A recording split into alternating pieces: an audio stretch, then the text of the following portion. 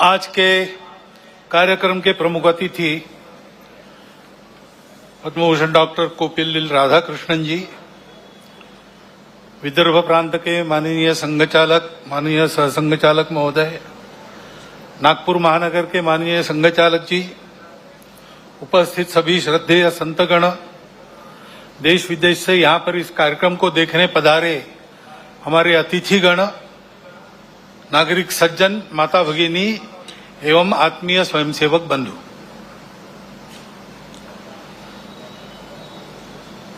इस विजयादशमी को यानी आज के दिन अपने कार्य के 100वें वर्ष में संघ पदार्पण कर रहा है। इसीलिए शायद आज के उत्सव को देखने के लिए समय से पहले ही पर्जन्य राज भी उपस्थित हो गए हैं और इसलिए स्वयंसेवकों को थोड़ी देर खड़ा रहना पड़ा। विशेष महत्व का वर्ष इसलिए भी है, पिछले वर्ष इसी पर्व पर हमने महारानी दुर्गावती जी का स्मरण किया था, उनके गुणों के लिए। ऐसा ही दूसरा एक सच्चरित्र पुण्यश्लोक अहिल्याबाई होळकर, उनकी ये 320 जन्म जयंती चल रही है। एक उत्कृष्ट राज्यकर्ता जिसकी शील संपन्नता का आदर्श सबके सामने हो, ऐसे एक महिला अत्यंत विपरीत परिस्थिति में राज्य चलाती है, रणनीति के कौशल का परिचय देती है, अपने राज्यों को संभालती ही है, परंतु अखिल भारतीय दृष्टि होने के कारण सारे देश में धर्म संस्कृति का उत्थान हो, इस दृष्टि से जगह जगह मंदिर बनवाती है, घाट बनवाती है, धर्मशालाओं का पुनरुज्जीवन करती है। और इस प्रकार संस्कृति संरक्षण में, धर्म संरक्षण में स्वयं निस्पृह रह के अपने लिए कुछ न करते हुए और एक आदर्श उपस्थित करती है राज्यकर्ता का भी और भारतीय नारी के कर्तृत्व का एक फिर प्रतीक ऐसा उनके जीवन के निमित्त हमारे सामने खड़ा होता है, उनका हम स्मरण करते हैं। ऐसे ही स्वामी महर्षि दयानंद सरस्वती का 200वां जन्म जयंती का वर्ष चल रहा है। हम जानते हैं कि लंबी गुलामी के बाद भारत का जो पुनरुत्थान शुरू हुआ, उस पुनरुत्थान के पीछे जो शक्तियां थी, उनमें से एक स्वामी दयानंद सरस्वती है। लोगों में सही धर्म क्या है, उसका सत्य प्रकाश उनके बुद्धि में जाए, अपने मूल को समझकर काल सुसंगत धर्म का आचरण वो करे और अपने लिए स्वतंत्रता प्राप्त कर ले। इसलिए जनों की जागृति का एक महाप्रयास उन्होंने किया। उसकी प्रेरणा में से आगे चल के भारत के जीवन के सभी क्षेत्रों में कई प्रकार के आंदोलन भी हुए। ऐसा एक पुण्य चरित्र, उनके भी स्मरण का आज वर्ष है। स्वतंत्र देश होना है, देश वैभव संपन्न होना है, तो प्रजा में चारित्र्य चाहिए। अभी अध्यक्ष महोदय जी ने जिस दैवी गुण संपद का उल्लेख किया, अभयम सत्व संशुद्धि, वही है व्यक्तिगत और सामाजिक चारित्र्य, राष्ट्रीय चारित्र्य, जिनके बलबूते देश बड़ा होता है। पाबना में, आज के बांग्लादेश में, उस समय के पूर्व बंगाल में जन्मे श्री श्री अनुकूल चंद्र ठाकुर होम्योपैथी के डॉक्टर थे, आध्यात्मिक साधक थे। उनके माता से ही उनको दीक्षा मिली थी, तो उनके व्यक्तित्व से आकर्षित होकर लोग उनको आकर मिलते थे, अपनी व्यक्तिगत कठिनाइयां बताते थे, उनके हाल पर उनसे चर्चा होती थी। इसी का आगे एक सत्संग आंदोलन बन गया और 1925 में उस आंदोलन का भी विधिवत पंजीयन हुआ। उस आंदोलन का मुख्यालय आजकल देवघर में है। उनकी भी शताब्दी इस वर्ष 2025 में चलेगी। और हम जानते हैं भगवान बिरसा मुंडा के जन्म के 150 वर्ष हो गए। विदेशी वर्चस्व के विरुद्ध, शोषण के विरुद्ध वनवासी समाज में, आदिवासी समाज में बहुत जागृति जिन्होंने की, केवल भाषण देकर नहीं, अपने जीवन को यज्ञ में अर्पण कर दिया और ऐसा उपदेश दिया और ऐसा आचरण हमारे सामने रखा कि हमारे जनजातीय बंधुओं के अस्मिता को, अस्तित्व को स्वतंत्र भारत में सशक्त होकर अपने योगदान करने को एक पुष्ट वैचारिक और व्यावहारिक आधार उसके कारण प्राप्त हुआ। उनका भी 150वां जन्म जयंती का वर्ष चल रहा है। स्मरण करने का कारण ऐसा है कि ये लोग हमारे सामने मूर्तिमंत उदाहरण है जैसा हमको होना चाहिए। व्यक्तिगत और राष्ट्रीय चारित्र्य इन्होंने जो किया उसका हमको लाभ हो रहा है, ये बात अलग है। परंतु वो लोग कैसे थे, अलग अलग समय में, अलग अलग कार्य क्षेत्रों में उन्होंने काम किया, परंतु सबकी समान बातें कुछ थी। इन सब लोगों ने प्रामाणिकता से, निस्वार्थ बुद्धि से देश हित में, समाज हित में, संस्कृति और धर्म के हित में ही काम किया, अपने लिए कुछ नहीं रखा। निस्पृहता उनका गुण था और निर्भय थे, परिस्थिति की परवाह नहीं की, क्या भुगतना पड़ेगा इसकी कभी चिंता नहीं की। संघर्ष का कर्तव्य उपस्थित हुआ तो पूरे जोर से संघर्ष किया। उसमें आवश्यक जो कठोरता आवश्यक है उस कठोरता का भी वर्ण किया, लेकिन ऐसा होने के बाद भी वो किसी के द्वेष्टा नहीं बने। उन्होंने अपने मन में किसी के प्रति कोई शत्रुता नहीं रखी, सबके प्रति निर्वैर भाव से अपना कर्तव्य वो करते थे। और इसलिए उज्जवल शील संपन्न उनका यह जीवन सज्जनों के लिए आधार बना, दुर्जनों को उनके कर्तृत्व की धाक बनी। इस प्रकार की समाज में शक्ति जब खड़ी हो जाती है तब फिर समाज का उत्थान होता है, देश का उत्थान होता है, बाकी सब सहायक बनता है।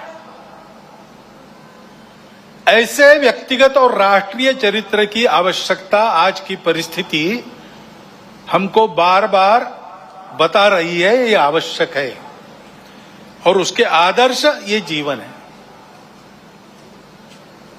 क्योंकि परिस्थिति हमेशा, चुनौतियां तो रहती ही है, अच्छा भी रहता है। दुनिया की हो, देश की परिस्थिति हो। अभी वैज्ञानिक प्रगति का वर्णन करते समय आपने बताया भविष्य के लिए तैयार होना है, और भविष्य इस तकनीकी के कारण कई प्रकार की नई सुविधाएं लेके आएगा। आज तक विज्ञान कई प्रकार की सुविधाएं लेकर आया है। तो मनुष्य जीवन भौतिक दृष्टि से पहले से सुखी है, परंतु हम देखते हैं कि इतने प्रगत सुखी मानव समाज में अपने स्वार्थ और अहंकार के कारण कैसे कैसे संघर्ष चलते हैं। इस्राएल के साथ हमास का जो युद्ध छिड़ा वो अब कितना व्यापक होगा और उसकी आग में कौन कौन झुलसेंगे और दुनिया पर इससे कौन सा संकट आएगा, इसकी चिंता सबको लगी है। तो परिस्थिति के दोनों पहलू होते हैं। अपने देश का जब विचार करते तब भी अपना देश आगे बढ़ रहा है, टेक्नोलॉजी के क्षेत्र में, शिक्षा के क्षेत्र में अतिथि महोदय ने वर्णन कर दिया है। बहुत नपे तुले शब्दों में पूरा चित्र आपके सामने आया है। ऐसे सब क्षेत्रों में भारत आगे बढ़ रहा है। समाज की समझदारी भी धीरे धीरे बन रही है। उसके परिणाम स्वरूप हम ऐसा देखते हैं कि जम्मू कश्मीर के चुनाव भी शांतिपूर्ण ढंग से संपन्न हो गए।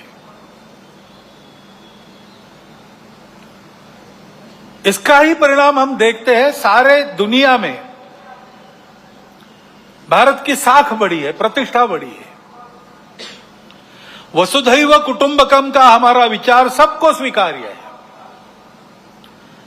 हमारा योग सारी दुनिया में एक फैशन बनते जा रहा है, लेकिन केवल फैशन नहीं बन रहा है, उसका जो शास्त्र है, उसकी जो परिणाम है, उसको भी दुनिया स्वीकार कर रही है।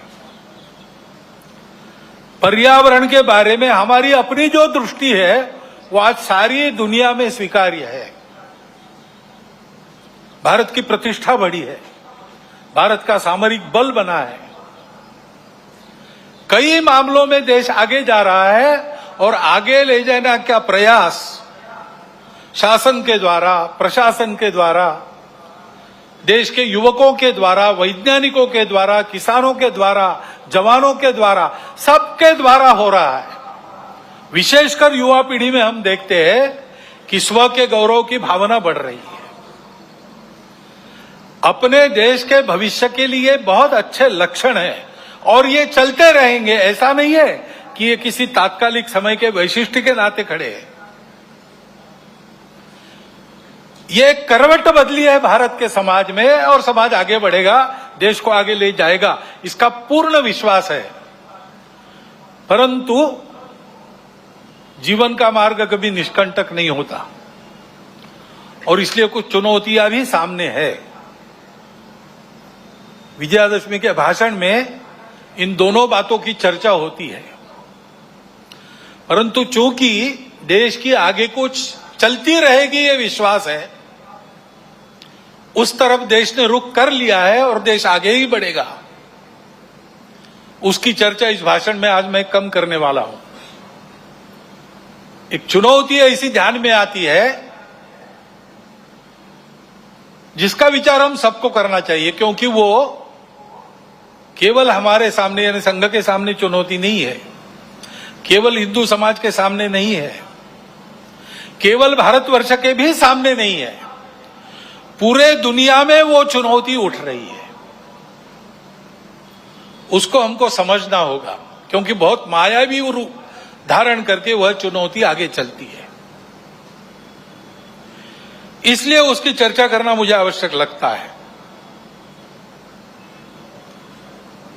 भारत आगे बढ़ रहा है, लेकिन भारत आगे न बढ़े ऐसा चाहने वाली शक्तियां भी दुनिया में है, जिनके निहित स्वार्थ मार खाते हैं भारत के प्रमुखत्व के कारण।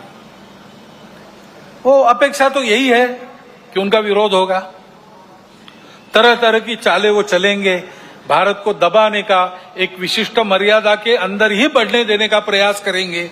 वैसा हो भी रहा है, क्योंकि आखिर अभी तक भारत छोड़कर बाकी विश्व ने अपने स्वार्थ की बलि देकर भी दुनिया को बड़ा करने का मार्ग पकड़ा नहीं है। हम ये करते हैं, आज भी कर रहे हैं, सबको मदद करते हैं। हमारी शत्रुता करने वालों को भी आवश्यकता में मदद करने वाले हम हैं। शांति रहे इसलिए अपने हितों का बलिदान भी हमने कई बार किया है और करते हैं। ऐसा स्वभाव दुनिया में नहीं है और इसलिए भारत आगे बढ़ रहा है या कोई भी देश आगे बढ़ रहा है, कल चल के हमारा स्पर्धक बनेगा ऐसा डर जिनको लगता है, वो उस देश में तरह तरह के उत्पाद करने में कम नहीं करते। भाषा तो विश्व बंधुत्व की होती है, परंतु वो वहां तक ही है। अपने निहित स्वार्थ ठीक रहने चाहिए, अपनी सुरक्षा को धक्का नहीं लगना चाहिए। और इसलिए दूसरे देशों में कई प्रकार के उत्पाद खड़े करना, जनतांत्रिक तरीके से वहां कोई सरकार चुन के कारोबार कर रही, उसको नीचे लाना, ऐसा दुनिया में चलते रहता है। ये दुनिया की रीति लगभग बन गई है, जो नहीं बननी चाहिए लेकिन है। अब हमारे पड़ोस में ही बांग्लादेश में क्या हुआ, उसके कुछ तात्कालिक कारण और पहलू है, ये बात ठीक है, लेकिन इतना बड़ा उत्पाद तो उससे नहीं होता।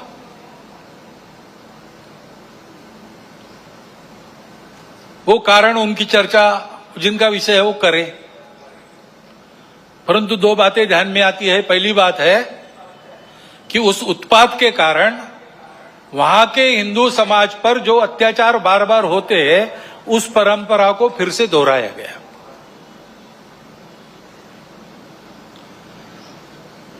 पहली बार वहां का हिंदू संगठित होकर अपने बचाव में रास्ते पर आया, इसलिए कुछ बचाव हो गया।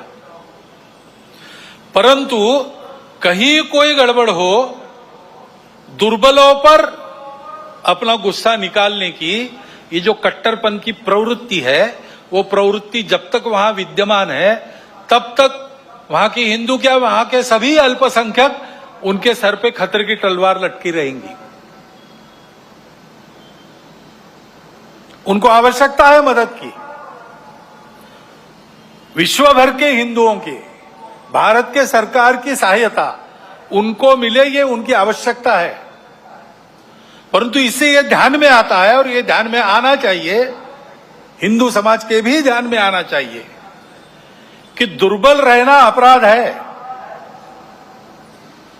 हम अगर दुर्बल है, असंगठित है, तो उसका मतलब हम अत्याचार को निमंत्रण दे रहे हैं। निमित्त कुछ नहीं चाहिए, हम दुर्बल है, यह निमित्त पर्याप्त है। और इसलिए जहां कहीं भी हम हैं, वहां संगठित रहना, सशक्त रहना, किसी से शत्रुता नहीं करना, हिंसक नहीं बनना, योगदान देने वाले बनना, परंतु इसका अर्थ दुर्बल रहना नहीं, अशक्त रहना नहीं। इसको हमको करना ही पड़ेगा। लेकिन दूसरी बात है हमारे सबके ध्यान देने की। अब वहां चर्चाएं ऐसी चलती है बांग्लादेश में कि भारत से हमको खतरा है, और भारत से खतरा है इसलिए पाकिस्तान को साथ लेना चाहिए, वही हमारा प्रामाणिक मित्र है। और दोनों मिलके, क्योंकि उनके पास न्यूक्लियर वेपन्स है, हम भारत को रोक सकते हैं। जिस बांग्लादेश के निर्माण में भारत की पूरी सहायता हुई, जिस बांग्लादेश के साथ भारत ने अब तक कोई वैरभाव रखा नहीं, आगे भी नहीं रखेंगे, उस बांग्लादेश में ये चर्चाएं हो रही है। ये चर्चाएं कौन करा रहा है? ऐसे वर्णन, नैरेशंस वहां पर चले, ये किन किन देशों की हित की बात है, ये तो देखने वाले, सोचने वाले समझते हैं, नाम लेने की आवश्यकता नहीं। हमारे देश में भी ऐसा हो, ये इच्छा है, क्योंकि भारत बड़ा बनेगा तो सब स्वार्थ के दुकान तो बंद हो जाएंगी, और इसलिए भारत का यह सामर्थ्य न बने। ऐसे उद्योग चल रहे हैं। Deep state, wokeism, cultural Marxism, ऐसे शब्द चर्चा में बहुत है। पिछले साल भी मैंने उल्लेख किया था। कुछ लोगों ने कहा था कि अपने यहां तो है ही नहीं। ऐसा नहीं है, अपने यहां है, बहुत पहले से है। क्योंकि केवल भारत नहीं, सभी सांस्कृतिक परंपरा के विरुद्ध ये विचार जाता है। परंपरा से दुनिया में कहीं भी कोई भी समाज जीवन में जो मंगल है, भद्र है, ऐसा मानता है, उसको ध्वस्त करना ये इनके कार्य प्रणाली का अंग है। और ये करने के लिए पहला सूत्र उनका होता है, इन्वेड द इंस्टीट्यूशंस, संस्थाओं को कब्जे में लो। शिक्षा संस्थान है, विद्यापीठ है, शिक्षा व्यवस्था है, माध्यम है, बौद्धिक जगत है, इन सब पर अपनी पकड़ कायम करके उनके द्वारा समाज में विचारों की विकृति का प्रसार करना, विचारों को बिगड़ना, अपनी परंपरा के प्रति, अपने स्वत्व के प्रति अश्रद्धा से उत्पन्न करना। हम ही अपने लोगों को गाली दे, हम ही अपने बातों को तुच्छ माने, उनकी लज्जा करें, इस प्रकार का वातावरण पैदा करना।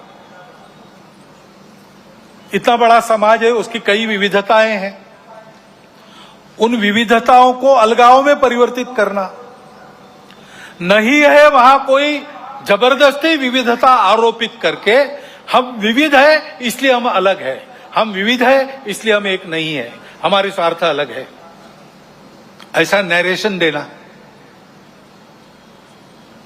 इतना बड़ा समाज है, छोटी मोटी समस्याएं सबकी रहती है, बड़ी समस्याएं भी रहती है। समाज की स्थिति में सब कुछ ठीक ही रहता है ऐसा नहीं, सुधारने का भी बहुत कुछ होता है, तो कई अन्याय चलते रहने वाले रहते हैं। इन सबको लेकर एक असंतोष उत्पन्न करना, संघर्ष उत्पन्न करना, टकराव की स्थिति उत्पन्न करना, लोगों को उग्र बनाना, व्यवस्था, कानून, सत्ता, प्रशासन, इन सब के प्रति अश्रद्धा, अनादर का व्यवहार सिखाना, इससे उस देश पर बाहर से वर्चस्व चलाना आसान होता है। पहले जैसा आपस में युद्ध करना अब आसान नहीं है। अब युद्ध इस प्रकार से होता है, इसको मंत्र विप्लव कहते हैं अपने परंपरा में। ऐसा मंत्र विप्लव चल रहा है और ऐसी भ्रम की स्थिति में उनको देश के अंदर भी कभी बार साथी मिल जाते हैं, जाने अनजाने। प्रजातांत्रिक देश है अपना, अनेक दल रहेंगे, उनकी स्पर्धा चलेगी, ये प्रजातंत्र की पद्धति है। लेकिन समाज में ये अलगाव, टकराव, देश की एकता, एकात्मता, देश के वैभव संपन्न होने के प्रयास से बड़े बन गए, अथवा दलों के स्वार्थ समाज की सद्भावना और राष्ट्र की एकात्मता को गौण बनाकर चलाए गए, तो फिर किसी एक का पक्ष लेके उनके पीछे खड़ा रहना, खुद मैदान में नहीं आना। अल्टरनेट पॉलिटिक्स ऐसा कहते हैं, पर्यायी राजनीति। उसके आड़ में अपना ये एजेंडा और ये पद्धतियां चलाती है। और ये मैं कोई कॉन्स्पिरेसी थियरी नहीं बता रहा हूं, पुस्तकें निकल रही है पाश्चात्य देशों से वहां की परिस्थिति के बारे में।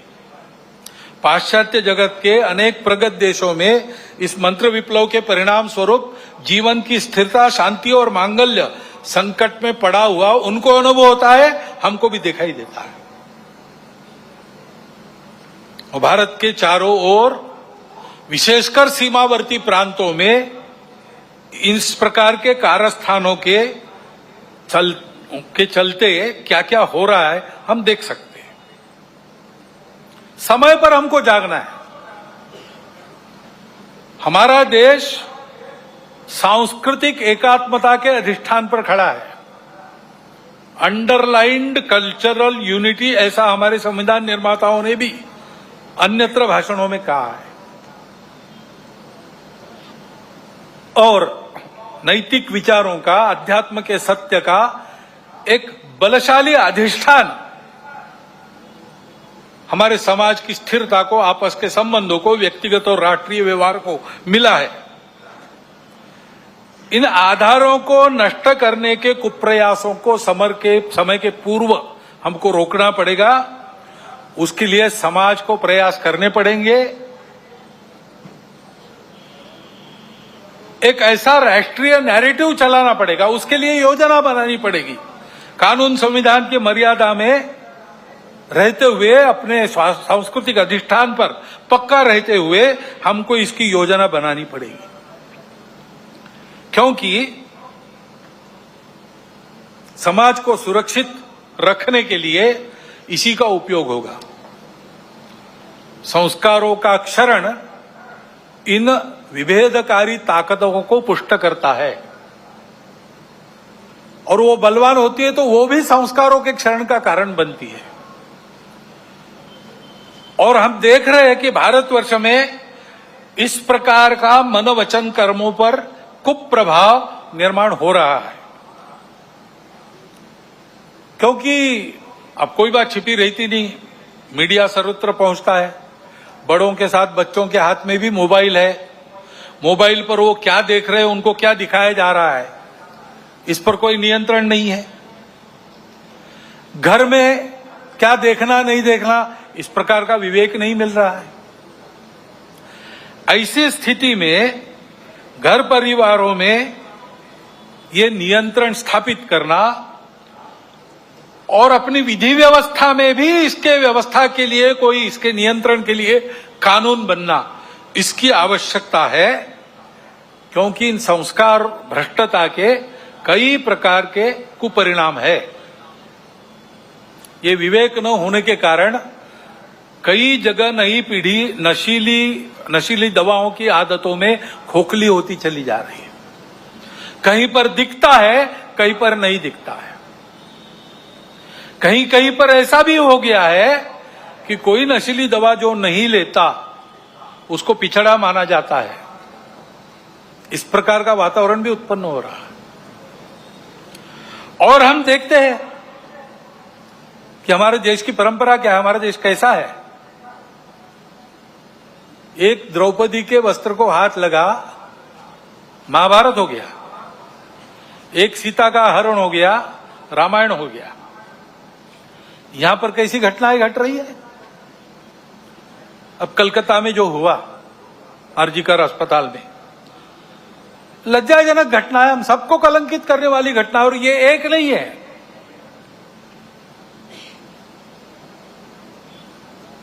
घटनाएं होती है, उसका नियंत्रण वगैरह करना। जैसे वहां खड़े हो गए समाज के सब लोग डॉक्टर लोगों के साथ, घटना होने ही नहीं देना, इसलिए चौकन्ना रहना चाहिए, सुरक्षा देनी चाहिए। परंतु होने के बाद भी वहां जिस प्रकार से टालमटाल का प्रयास हुआ, अपराधियों को संरक्षण देने का प्रयास हुआ, ये जो अपसंस्कृति फैली है, उसके साथ अपराध और राजनीति का जो गठबंधन हो गया है, उसके ये परिणाम है। हमारी सांस्कृतिक देन है ये दृष्टि जो कहती है मातृवत परदारेश, पराई स्त्री माता समान है, जिनसे प्रबोधन प्राप्त होता है परिवार में, अपने परिवार के जनों से प्राप्त होता है, और माध्यमों के द्वारा जाने अनजाने समाज इनसे ग्रहण करता है। वहां यह भान रहना चाहिए कि हम क्या परोस रहे। वहां अगर इसका भान नहीं रहा, इन मूल्यों का तिरस्कार हुआ, उपेक्षा हो गई, तो फिर वो महंगा पड़ेगा। और इसलिए वहां पर इसका भान रहे और मूल्यों का प्रबोधन हो, इसके लिए हमको व्यवस्था करनी पड़ेगी। ये जो परिस्थिति सारी चल रही है, उसमें हम देखते हैं कि ये सारे खतरे संस्कार भ्रष्टता के कारण और आपस में अलगाव की हवा बहती है, उसमें बह जाने के कारण देश में सर्वत्र आप देखिए, सीमा से लगे पंजाब है, जम्मू कश्मीर है, लद्दाख है, समुद्री सीमा पर केरल है, तमिलनाडु है, और बिहार से मणिपुर तक पूरा पूर्वांचल है, अस्वस्थ है। मूल कारण यही है। इन प्रदेशों में ये सारी परिस्थिति उपस्थित है।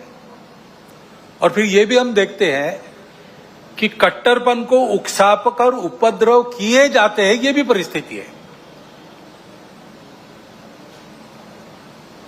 बहुत सारे असंतोष के कारण इतने बड़े समाज में हो सकते हैं। ट्रैफिक जाम हो गया तो वो भी असंतोष का कारण बनता है। असंतोष को व्यक्त करने के रास्ते भी हमारे संविधान ने बताए हैं। प्रजातांत्रिक रीति से हमको जो अच्छा नहीं लगता उसका विरोध हम कर सकते हैं, करना भी चाहिए। अगर अपने को अच्छा नहीं लगता चुप रहो, ऐसा कोई नहीं कह सकता। परंतु उसकी एक पद्धति है, उसका पालन होना चाहिए। उसको ताक पर रखकर कानून संविधान को छोड़ते हुए कहीं किसी ने कुछ किया, पूरे समाज को जिम्मेवार मानकर ये जो उपद्रव होते हैं, इसको असंतोष के जगह गुंडागर्दी करना ज्यादा अच्छा है। ये गुंडागर्दी होती है और कहीं कहीं ये हो जाती है समाज के कट्टर स्वभाव के कारण। अथवा कहीं कहीं इसको कराया जाता है। कभी कभी समाज करता नहीं, उपद्रव करने वाले आके करके चले जाते हैं। पूज्य बाबा साहब आंबेडकर साहब ने इसी के प्रति हमको सचेत किया था। संविधान समिति ने जब संविधान अर्पण किया, संसद में बाबा साहब के 2 भाषण हुए, उसमें एक में उन्होंने उल्लेख किया है इन बातों को। उन्होंने ग्रामर ऑफ अनार्की, अराजकता का व्याकरण कहा है। अब ये इशारा हमको मिल चुका है, हम लेकिन ऐसा करते हैं। अभी गणेश उत्सव के पथराव विसर्जन के जुलूसों पर हुआ, क्यों हुआ? कोई कारण नहीं था। ऐसी बातों का नियंत्रण त्वरित करना प्रशासन का काम है। कहीं करते हैं, कहीं थोड़ी ढिलाई भी दिखती है, परंतु प्रशासन आते तक तो समाज को भुगतना पड़ता है। तो इसलिए समाज को तैयार रहना चाहिए, सावधान रहना चाहिए, तैयार रहना चाहिए। गुंडागर्दी नहीं चलने देनी है। गुंडागर्दी को किसी का सैंक्शन नहीं है, और गुंडागर्दी किसी की भी हो वो क्षम्य नहीं है। अपना और अपनों का प्राण और चीज वस्तु इसकी रक्षा करना ये अपना अधिकार है, मूलभूत अधिकार है। बातें प्रशासन को, पुलिस को करनी है, उनको ही करनी देनी चाहिए। उनके आते तक अपने प्राण को बचाना, अपनों के प्राणों को बचाना ये अपना अधिकार है। उसके लिए समाज को सजग रहना पड़ेगा। सजगता से होगा ही नहीं, हो गया तो सन्नद्ध भी रहना पड़ सकता है। मैं वर्णन सारा किसी को लड़ाने के लिए नहीं कर रहा हूं, डराने के लिए भी नहीं कर रहा हूं। ये परिस्थिति है, दूसरी भी है, अच्छी परिस्थिति भी है, अच्छी बातें भी हो रही। हमको इस परिस्थिति में से जाना है, और इसलिए क्योंकि हम सबकी इच्छा है अपना देश एकात्म हो, सारे झगड़े समाप्त हो, अपना देश बड़ा बने, सबकी इच्छा है, सबका कर्तव्य भी है। और इसलिए समाज की एक विशिष्ट प्रकार की स्थिति चाहिए, विशिष्ट दिशा में प्रयासों की आवश्यकता रहती है। समाज स्वयं जगता है, अपना पुरुषार्थ करता है, तब महापुरुष, संगठन, संस्थाएं, प्रशासन, शासन ये सब सहाय्य कार्य होते हैं। समाज की स्वस्थ स्थिति से सारे उपद्रव टल जाते हैं। जैसे इम्यूनिटी कम होने के बाद रोग आते हैं, स्वस्थ अवस्था शरीर की ढलती है, बीमारियां बाद में घेरती है, और बीमारियां भी स्वस्थता को नष्ट करती है। और इसलिए यह स्वस्थ अवस्था समाज की सशक्त अवस्था, यानी समाज की संगठित अवस्था है। समाज को सशक्त रहना चाहिए, संगठित रहना चाहिए, क्योंकि दुर्बलों की परवाह देव भी नहीं करते। अश्वम नैव गजम नैव व्याघ्रम नैव च बलि किसकी देनी यज्ञ में चर्चा हुई। कहते हैं क्या घोड़े की? नहीं, वो तो लात मारेगा। हाथी? नहीं, बहुत बड़ा है। शेर? नहीं बाबा, वो तो बिल्कुल नहीं। फिर किसको? तो बकरे को काटो, कुछ नहीं कर सकता। देवो दुर्बल घातका। और इसलिए इस स्वस्थता को, संगठित को उत्पन्न करने के लिए संपूर्ण समाज में कुछ विषय हम शताब्दी वर्ष के पश्चात ले जाएंगे। अभी 1.25 साल शुरू हुआ है, वो पूरा होगा 1925 में। उसके बाद साल भर शताब्दी वर्ष का कुछ चलेगा। उसके बाद समाज में हम विषय लेने जाने वाले हैं। समाज के स्वस्थ स्थिति की पहली शर्त है सामाजिक समरसता और सद्भावना। इसके बिना संगठन संभव नहीं। और इसलिए इन बातों को ले जाना है। लेकिन ये बात ले जानी है, कार्यक्रम ले जाने से नहीं होता।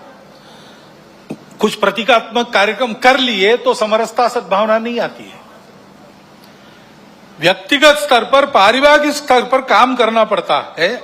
समाज के सभी वर्गों में व्यक्तियों की और कुटुंबों की मित्रता होनी चाहिए। मैं जितने दायरे में घूमता हूं, फिर काम करता हूं, वहां के सब प्रकार के रहने वालों में मेरे मित्र होने चाहिए। मेरे परिवार के मित्र कुटुंब वहां सब प्रकार के रहने वालों में होने चाहिए। भाषा विविध है, पंथ संप्रदाय विविध है, खान पान रीति रिवाज सब अलग अलग होने के बाद भी ये कुटुंबों की और व्यक्तियों की मित्रता, यही समाज में समरसता लाती है। प्रबोधन करने के लिए बाकी सब काम आता है, आचरण करने के लिए ये प्रत्यक्ष मित्रता चाहिए। और जहां जहां लोगों को समझाना संभव है, अपनी इतनी साख है, वहां समझा के पर्व त्योहार सबके होने चाहिए। ये विषमता इतनी विचित्र हो गई कि हमने अपने संतों को, देवों को, सबको बांट लिया। वाल्मीकि जयंती वाल्मीकि बस्ती में ही क्यों हो? वाल्मीकि ने रामायण तो पूरे हिंदू समाज के लिए लिखा, तो भगवान वाल्मीकि की जयंती सब मिलके मनाए, भगवान रविदास की जयंती सब मिलके मनाए, सारे पर्व त्योहार मिलके पूरा हिंदू समाज करे, सहभागी हो, बाहर से सहभागी हो, अंदर जाकर सहभागी हो। ये सहभागिता चाहिए। और समाज के श्रद्धा के या उपयोग के जो केंद्र होते हैं, मंदिर है, पानी है, स्मशान है, वो सबके लिए खुले चाहिए, ऐसा वातावरण चाहिए। ये हमको करना पड़ेगा। इसको लेकर हम समाज में जाएंगे। अपने समाज में अनेक जाति वर्ग है, उनका अपना अपना नेतृत्व है, उस नेतृत्व के हाथ में संस्थाएं हैं, उन संस्थाओं के द्वारा उन जाति वर्गों का संचालन होता है, अच्छी तरह होता है। ये सब जाति वर्गों के जो मुखिया लोग हैं, वो अगर नीचे खंड स्तर तक, ब्लॉक स्तर पर एकत्रित आए और आपस में बताए कि अपने जाति के उत्थान के लिए उनको समय के हिसाब से ठीक प्रकार का प्रबोधन, क्या क्या खतरे हैं समाज जीवन में, उससे अपने आप को कैसे बचाना, इसके बारे में जानकारी, देश दुनिया में क्या चल रहा है इसकी जानकारी, ये हम अपने समाज में कैसे देते हैं, उनका जीवन अधिक उन्नत हो, अधिक संस्कार वाला हो, भौतिक दृष्टि से सुखी हो, क्या क्या कर रहे हैं, आपस में शेयर करना, बताना, कल्पनाएं मिलती है अन्य लोगों को प्रयास करने के लिए। लेकिन इनके साथ और दो विषयों की चर्चा करना। अपने अपने जाति वर्ग के लिए हम ये सब कर रहे हैं, बहुत अच्छी बात है, परंतु हम सब मिलकर अपने उस खंड में समाज की कौन सी एक समस्या है जो हम उठाकर अपने बलबूते उसको ठीक कर सकते हैं। पूरे समाज की कोई समस्या, हर 2 महीने बैठते तो 2 महीने में एक कोई समस्या उठाकर उसको ठीक करना, सबने मिलकर तय करना, इसको हम हाथ लगाएंगे, इसको हम ठीक करेंगे। और दूसरा ये तय करना कि हम सब जाति वर्ग यहां रहते हैं, हम मिल रहे हैं, वो हम में जो दुर्बल जाति है उसके लिए हम सब मिलकर क्या कर सकते हैं। ऐसी एक बैठक में मैं था, वह वाल्मीकि बंधु थे, उन्होंने खड़े होकर बताई अपनी समस्या। हमारे बच्चों के लिए विद्यालय नहीं है, सरकारी विद्यालय चलता नहीं है, प्राइवेट विद्यालय हमको पुराता नहीं है, बच्चे कहां पढ़े। तो वहां राजपूत समाज के लोग बैठे थे, खड़े हो गए, उन्होंने कहा आपकी बस्ती तो हमारी बस्ती को लगकर है। उनका है, बोले हमारा स्कूल है, 20% लोगों को हम लेंगे, बिना फीस के पढ़ाएंगे, और वो काम शुरू हो गया। समाज में विभिन्न जाति वर्गों के लोग बैठकर नियमित इन 3 विषयों का विचार अगर करते हैं तो समाज में सद्भावना नहीं रहेगी तो क्या रहेगा, और कौन उस सद्भावना को तोड़ सकेगा। क्योंकि सब जानते हैं कि हम अपना भी विचार करते हैं, सबका भी विचार करते हैं, हम सब एक दूसरे से लगे हैं, हमारी संबंध है। ये करना पड़ेगा, इस बात को लेकर हम जाएंगे और हम आए, इसकी राह देखने की आवश्यकता नहीं, जहां हो सकता है वहां शुरू होना चाहिए। दूसरा विषय सामने आता है, जागतिक समस्या है, पर्यावरण की। सारी दुनिया त्रस्त है, एक बड़ा प्रश्न चिन्ह चिंतकों के सामने है, सृष्टि रहेगी कि नहीं रहेगी, और अपने देश में भी उसका अनुभव हो रहा है। हम देखते हैं हमारे यहां पर तरह तरह के उत्पाद हो गए, ऋतु विचित्र बन गई, कभी भी आती है, और जब आती है तब फूट पड़ती है। वर्षा नहीं होगी तो मुंह तक में छाले पड़ जाएंगे, इतनी गर्मी, और होगी तब छालों सहित सबको बहा ले जाएंगी। ये विचित्र तीव्रता ऋतुओं की उत्पत्ति हो गई है। ये सब होता है, इसका कारण क्या है? इसका कारण पर्यावरण के बारे में एक अधूरी दृष्टि पर चलना है। अब सारी दुनिया इसको अनुभव कर रही है और इसलिए उस दृष्टि को बदलने का प्रयास भी सर्वत्र हो रहा है। अपने देश में भी उसकी बात तो हम करते हैं, परंतु उसी दृष्टि को लेकर हम भी चले, दुनिया का अंधा अनुसरण किया और इसलिए हम देखते हमारे यहां भी वो उत्पाद हो रहे। हमारी जमीन विकृत हो गई, हमारा पानी अशुद्ध हो गया, हमारी वनस्पतियों में केमिकल्स आ गए, उसके कारण बीमारियां बढ़ रही है, ऋतु ऐसे बन गए हैं, जंगल कट गए, हरियाली नष्ट हो गई, नदियां सूख गई, अन्न जल वायु धरती सब विषाक्त हो गए, पर्वत ढहते हैं, भूमि फटती है। पिछले 2 वर्षों के समाचार देखिए। तो इस विचार को बदल के हमको अपने विकास पथ को सही, जो अपना परंपरागत पूर्ण विचार है, जो पर्यावरण के प्रति कृतज्ञता रखता है, मित्रता रखता है, उसके आधार पर कई प्रकार की अपनी पद्धतियां, और पर्यावरण को पुष्ट करने वाली पद्धतियां है, मनुष्य जीवन को सुखी ढंग से चलाते हुए, जैसे जैविक कृषि है। 10,000 साल की खेती है हमारे देश में, जमीन अभी भी दे रही, उर्वर है। रासायनिक खेती हुई, 200 साल में भूमि बंजर बन गई। अब कई जगह भूमि को 3-3, 4-4, 10-10 साल विश्राम देना पड़ता है, उसमें तरह तरह के जैविक खाद डालने पड़ते, तब कृषि योग्य बनती है। ऐसी स्थितियां हमारे देश में भी कहीं कहीं हो गया है। हमको अपने विचार के आधार पर अपना विकास पथ बनाना पड़ेगा और नीति उस प्रकार बनानी पड़ेगी, उसका कोई पर्याय नहीं है। परंतु इसके लिए विचार बनना चाहिए, सारे देश में एक समान वैचारिक भूमिका बनानी पड़ेगी। उस भूमिका का क्रियान्वयन करना है तो देश में भी इतनी विविधता है, तो क्रियान्वयन की पद्धति विकेंद्रित बनानी पड़ेगी। इसको करने में समय लगेगा, तब तक रुकने की आवश्यकता नहीं। अपने घर से हम प्रारंभ कर सकते हैं। 3 छोटी चीजें करना, पानी बचाओ और पानी का संधारण करो, जल संधारण करना और कम से कम उपयोग में चलाना, फालतू जाने नहीं देना। दूसरी बात है प्लास्टिक हटाओ, कम से कम सिंगल यूज प्लास्टिक अपने यहां नहीं चलना चाहिए। और तीसरी बात है पेड़ लगाओ, घर में भी हरियाली रखो, आंगन है तो बगीचा करो, पेड़ सब्जी वहां उगाओ। नींबू का पेड़ हो सकता है, सीताफल का पेड़ हो सकता है, छोटी मोटी सब्जियां हो सकती है, पालक मेथी ये सब हो सकता है, छोटे से आंगन में भी हो सकता है, गमलों में भी वो खेती हो सकती है, छत पर भी खेती हो सकती है। घर की हरियाली बढ़ाओ और अपने गांव की, शहर की, मोहल्ले की हरियाली बनाने के लिए वृक्षारोपण करो। और कोई भी वृक्ष मत लगाओ, परंपरा से उस आबो हवा में मनुष्य जीवन को जो धारण करते हैं, ऐसे वृक्षों का ज्ञान अपने यहां है, वो लगाओ। कई पेड़ हमने फैशन के नाते लगाए, विदेशों से आयात करके लगाए। अब उनको काटने की आज्ञा सरकार दे रही है, क्योंकि उसके कारण मदनपल्ली गया था, कुछ पेड़ लगे थे, ये पेड़ काटने को कहा है सरकार ने। क्यों कहा है भाई? अच्छे तो घने पेड़ है, इस पर पंछी नहीं बैठता और इसकी हवा में आने वाले को विकार होते हैं, विषारी हवा है, ऐसे पेड़ हम क्यों लगाए? हमारे यहां पेड़ है परंपरा से, नीम का पेड़ इतना गुणकारी है, ऐसे पेड़ है। वृक्षारोपण करना, ये करते हैं तो नीतिगत प्रश्नों के संबंध में हल करने में जो समय लगेगा, विलंब होगा, उस बीच नुकसान तो कम होगा या थम जाएगा। ये हमको करना चाहिए। दूसरी बात आती है संस्कार क्षरण की चर्चा हमने की। संस्कार शिक्षा से मिलते हैं। शिक्षा 3 जगह से होती है।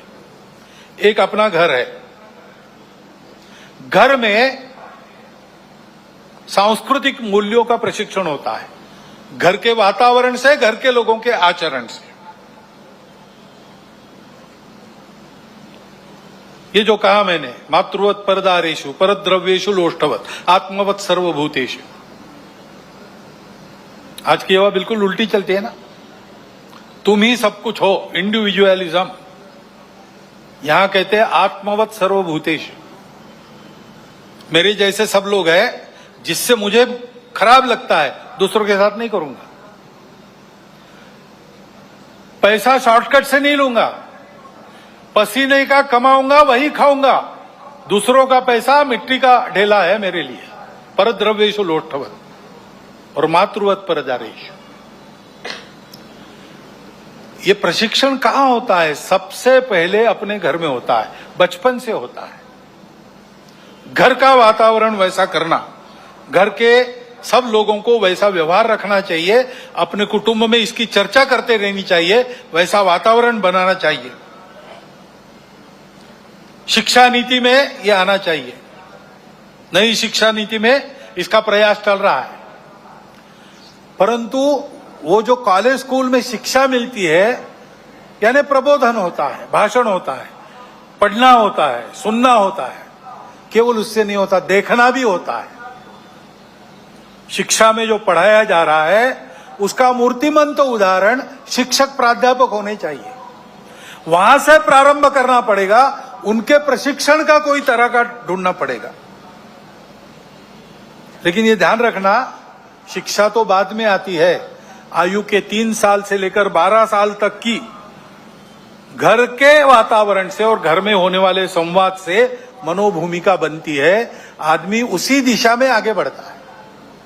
इसलिए घर और ऐसे शिक्षा संस्थान, उसके साथ साथ सामाजिक वातावरण, समाज में जिनको देखकर लोग चलते हैं, यद्यदाचरति श्रेष्ठ तत्तदेवेतरो जना महाजनो येन गतस्स पंथा, कई उक्तियां हैं। समाज के प्रमुख लोग जैसा चलते हैं वैसा सब लोग करते हैं, विचार करने की झंझट में नहीं करते पड़ते, उनकी वो क्षमता नहीं, वो समझते भी नहीं। तो जिनको बड़ा माना जाता है, जो लोकप्रिय है, जो प्रभावी है, वो जैसा कहेंगे करेंगे, वैसा कहते करते हैं लोग। उनको ये चिंता करनी चाहिए। समाज के मन को गढ़ने वाले माध्यमों को इसकी चिंता करनी चाहिए कि हमारे करने में से समाज की धारणा करने वाले, समाज में भद्रता, मांगल्य कायम रखने वाले मूल्यों का पोषण होना चाहिए। कम से कम उसको धक्का लगे ऐसा कुछ नहीं करना चाहिए। जिस प्रकार की बातें आती है ओटीटी प्लेटफॉर्म्स वगैरह पर, बताना भी अभद्रता होगी, इतना विभत्स होता है। और इसलिए मैंने कहा कि इसका कानून से भी नियंत्रण होने की आवश्यकता है, बहुत आवश्यकता है। जो संस्कार भ्रष्टता था, एक बड़ा कारण वो भी है। और इन्हीं संस्कारों का जीवन में प्रकटीकरण जब होता है तो उसका एक दूसरा पहलू है हमारा सामूहिक जीवन, सामाजिक जीवन, नागरिकों का जीवन। हम लोगों को देश में साथ में रहना है। साथ में रहना है तो ठीक से चलना आना चाहिए ना। अभी आपने देखा यहां कीचड़ फैला था, उसमें चलना संभव नहीं था, चलते फिसल जाते, ठेला ठेली होती। चलने का कार्यक्रम रद्द कर दिया, क्योंकि बाजार में चलना अलग बात है, वहां कोई किसी का रहता नहीं, अपना अपना काम करने आता है, चले जाता है, तो भीड़ रहती है, ठेला ठेली होती है, सब होता है। लेकिन ठीक से चलना है तो मिलके चलने का शास्त्र रहता है, मिलके चलने के नियम होते हैं। देशकाल परिस्थिति अनुसार परिवर्तन भी होता है। आज 2 पथ संचलन होने वाले थे, एक करना पड़ा। एक उसमें 6 कतारों में चलने वाला था, सबको 4 में चलना पड़ा, क्योंकि वर्षा के कारण एक परिस्थिति आई। ऐसे परिवर्तन होते रहते हैं। लेकिन अपने समय में जो भी नियम है साथ चलने के, उसका पालन करना चाहिए। नागरिक अनुशासन होता है, कई प्रकार के कर बिल भरने पड़ते हैं, समय पर भरना चाहिए। दीनदयाल जी ट्रेन में जा रहे थे, ट्रांजिस्टर बंद कर दिया, सामने वाले को कहा कि आपके पास ट्रांजिस्टर लगाओ, मुझे वार्ता न्यूज सुननी है। सामने वाले ने कहा अभी तो आपने बंद किया आपका। तो मैंने इसलिए बंद किया कि अभी इसका लाइसेंस रिन्यू करना बाकी है, अभी इसका लाइसेंस समाप्त हो गया, रिन्यू करने के बाद मैं लगाऊंगा, तब तक कृपया आपका दीजिए। दीनदयाल जी बड़े व्यक्ति थे, नेता थे, भारतीय जनसंघ के अध्यक्ष थे। वो ये नहीं करते तो उनको कोई कुछ कहता नहीं, लेकिन उन्होंने इसका ध्यान रखा। गलती से एक बार सब्जी वाली को खोटा पैसा चला गया, वापस आए कार्यालय से, सारा खुर्दा ढूंढ के वो खोटा पैसा वापस लिया, खरा पैसा दिया, खोटा पैसा नदी में फेंक कर आए, क्योंकि दूसरा कोई उसका उपयोग न करे। ये आचरण, ये समाज के नियम होते हैं, राहदारी के नियम होते हैं। कैसे चलना, कितना स्पीड, लाल बत्ती, हेलमेट, सारी बातें, इन सबका ठीक से पालन होना चाहिए, श्रद्धापूर्वक पालन होना चाहिए, अक्षरशः और भाव ध्यान में रखकर भी। और ऐसे ही अपने पूरे देश को एक चलने का अपना अनुशासन है, अपना संविधान। वो संविधान हम सब लोगों ने अपने लिए धारण किया है। संविधान की प्रस्तावना में पहला वाक्य है, हम भारत के लोग अपने आप को इस संविधान को अर्पण करते हैं। इस भाव के ध्यान में रखना। वो संविधान अपने देश के चलने का अनुशासन है, उस अनुशासन का भी पालन होना चाहिए। और इसलिए उस संविधान के 4 प्रकरण विशेष महत्वपूर्ण है। सबको उसका प्रबोधन मिलना चाहिए, सब में उसकी चर्चा होनी चाहिए। एक तो संविधान की प्रस्तावना है, दूसरा संविधान में मार्गदर्शक तत्व है, संविधान में मूलभूत कर्तव्य है और संविधान में मूलभूत अधिकार है। सामान्य लोगों को भी इसकी जानकारी मिलनी चाहिए, उसके प्रबोधन की व्यवस्था होनी चाहिए। घर में से, स्वभाव में से हमको मिलजुल कर चलने की कला मिलती है, वो मिलनी चाहिए। वो पारस्परिक व्यवहार का अनुशासन, परस्पर व्यवहार में मांगल्य, सद्भावना, भद्रता और सामाजिक व्यवहार में देशभक्ति और समाज के प्रति आत्मीयता के साथ कानून, संविधान का निर्दोष पालन, ये सब मिला के व्यक्तिगत और राष्ट्रीय चारित्र्य बनता है। देश की सुरक्षा, एकात्मता, अखंडता व विकास के लिए यही 2 पहलुओं महत्वपूर्ण है। इनका त्रुटिविहीन और संपूर्ण होना आवश्यक है। इसलिए सजगता और सातत्य के साथ इसकी आदत लगानी चाहिए। आदत की बात है, समझते सब है, करने की आदत जो पड़ी है उसको बदलने की बात है। इसलिए हमेशा सतर्क रखते, एक एक कदम पर इसमें, इस चौखट में मैं ठीक चल रहा हूं कि नहीं, ये देखना चाहिए। और ये आचरण सतत ऐसे होता है, उसकी प्रेरणा है स्व की प्रेरणा। स्वदेशी हम कहते हैं। ये स्व क्या है? अध्यक्ष जी ने उल्लेख किया, हम कौन है, कहां से आए, कहां जाना है। इसके आधार पर हमारे पूर्वजों ने एक सत्य को प्राप्त किया। उस सत्य के आधार पर हमारे कुछ मूल्य बने, जिनको धर्म कहते हैं। सत्य, करुणा, शुचिता, तपस, इस चौखट में जो बैठता है वो धर्म है। धर्म भारत का स्व है, रिलीजन नहीं। रिलीजन अनेक है। सब रिलीजन के पीछे जो रिलीजन है, उसके पीछे जो आध्यात्मिकता है, religion on the top of religion ऐसा कहते हैं, वो धर्म, वो भारत का प्राण है, वो हमारी प्रेरणा है।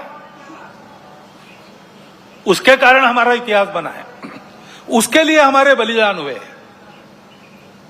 देखिए अपना पूरा इतिहास, आपको पता चलेगा कि भारतवर्ष में जो कर्तृत्व हुआ है वो धर्म के कारण हुआ है। भारतवर्ष में जो संघर्ष हुआ है वो भी धर्म के लिए हुआ है। उसको ध्यान में रखना, उसकी पहचान, स्पष्ट स्वरूप ध्यान में आना चाहिए।